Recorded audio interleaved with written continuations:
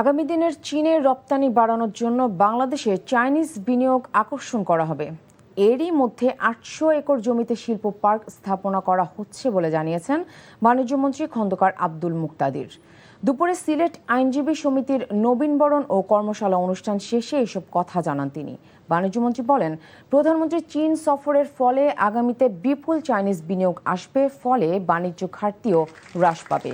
এছাড়া চীন মিয়ানমার করিডোরে বাংলাদেশ যুক্ত হলে ২৪ ঘন্টায় বাংলাদেশ থেকে চীনে পণ্য পৌঁছানো যাবে, ফলে বিনিয়োগ অবশ্যই বাড়বে।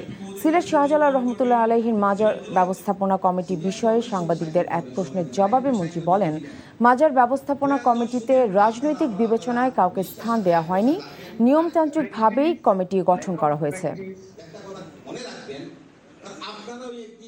মাদক সংক্রান্ত অপরাধ দ্রুত বিচারের জন্য আমার আশা কিছু ট্রাইব্যুনাল থাকবে যেগুলি দ্রুত বিচার কার্যগুলি সম্পন্ন করবে, অন্য বিচারের জটের মধ্যে এগুলি হারিয়ে যাবে। তো এইভাবে আগামী দিন ইনশাল্লাহ আমরা অনলাইন জুয়া এবং মাদক প্রতিরোধে কিছু কার্যকর ব্যবস্থা নিব।